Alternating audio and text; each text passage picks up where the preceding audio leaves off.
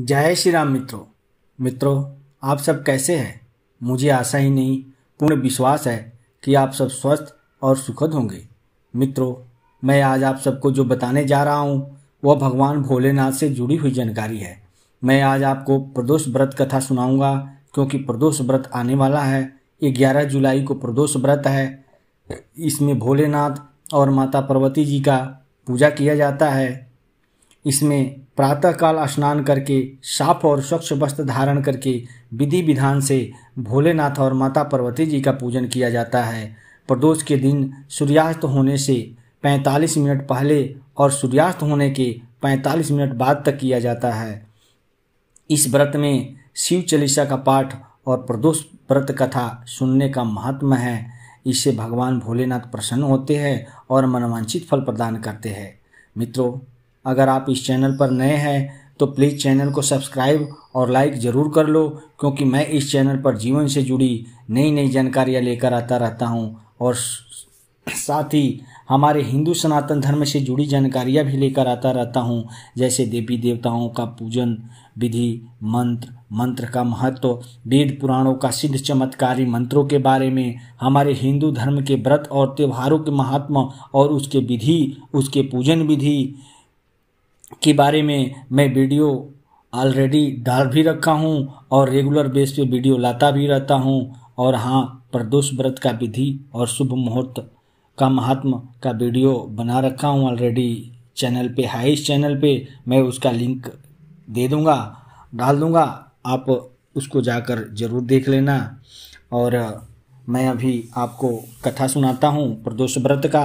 आइए कथा प्रारंभ करते हैं। माता पार्वती भोलेनाथ की तस्वीर के सामने आप बैठकर आसन लगाकर बैठ जाएं और दोनों हाथ जोड़ करके श्रद्धा और विश्वास के साथ इस कथा का श्रवण करें। निश्चित ही भोलेनाथ और माता पार्वती की कृपा आप पे बरसेगी और आपके जीवन से सारे संकट दूर हो जाएंगे। आइए कथा प्रारंभ करते हैं। एक बार की बात है, किसी गांव में के किनारे एक कुटिया में एक गरीब विधवा ब्राह्मणी अपने छोटे से पुत्र के साथ रहती थी। गरीब ब्राह्मणी भगवान भोलेनाथ की परम भक्त थी। वह भगवान भोलेनाथ का और माता पार्वती का पूजन रोज किया करती थी। प्रत्येक माह में पड़ने वाले दोनों प्रदोष व्रत किया करती थी। उसके पास जीवन यापन का कोई साधन नहीं था, इसलिए वह भिक्षा मांगकर अपना और अपने बेटे का पेट पालती थी। इसी तरह काफ़ी दिन गुजर जाने के बाद एक दिन जब वह भिक्षा मांगकर शाम वापस को आ रही थी तो रास्ते में उसने एक घायल युवक को पड़े हुए देखा। ब्राह्मणी को उस युवक पर दया आ गई। उसने युवक को उठाया और अपने साथ अपनी झोपड़ी में लेकर आई। नवयुवक की सेवा करने के बाद जब उस नवयुवक को होश आया तो उसने बताया कि वह विदर्भ राज्य का राजकुमार है। उसके राज्य पर पड़ोसी राज्य ने आक्रमण कर दिया था, जिससे वह बुरी तरह घायल हो गया और उसके पिता को बंदी बना लिया गया।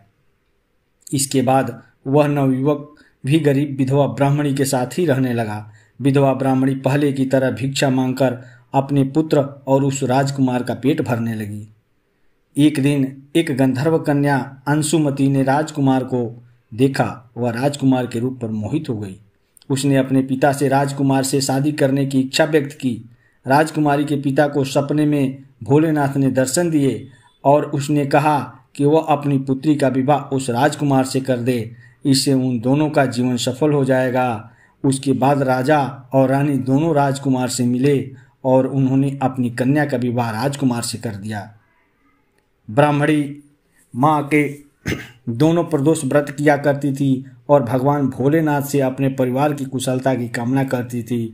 उसी के व्रत का परिणाम यह हुआ कि राजकुमार ने गंधर्व कन्या से विवाह करके जब अपने राज्य विदर्भ पर पुनः आक्रमण किया तो उसे विजय हासिल हुई और उसने विदर्भ पर पुनः अपना राज्य स्थापित किया। उस राजकुमार ने विधवा ब्राह्मणी के पुत्र को अपना प्रधानमंत्री बना लिया। इस तरह दुखों और संकटों से जीवन यापन करते हुए अचानक भगवान शिव की कृपा से बेटा प्रधानमंत्री बन गया तो ब्राह्मणी की खुशी का ठिकाना न रहा। दोनों माँ बेटे खुशी खुशी जीवन यापन करने लगे।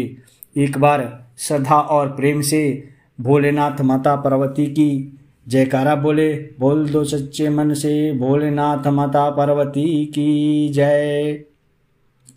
मित्रों, इस व्रत कथा को ध्यान से सुनने और पढ़ने से भोलेनाथ प्रसन्न होते हैं और सारी मनोकामनाएं पूर्ण करते हैं। मैं भगवान भोलेनाथ से यही प्रार्थना करूंगा कि वो अपने भक्तों की सारी मनोकामनाएं पूर्ण करे और उनके जीवन से सारे रोग दुख कष्ट को दूर करे। मित्रों, सावन महीना आ रहा है, भगवान भोलेनाथ का शिव चालीसा का पाठ करते रहना, भगवान भोलेनाथ के शरण में जाना, वो आपके जीवन से सारी समस्याएं आपका दूर कर देंगे।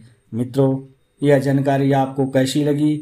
अगर अच्छी लगी हो तो प्लीज़ चैनल को सब्सक्राइब कर देना, लाइक कर देना और बेल आइकन को दबाना ना भूलना, ताकि कोई भी इस तरह की जानकारी मैं लेकर आऊं तो सबसे पहले नोटिफिकेशन आपको मिले।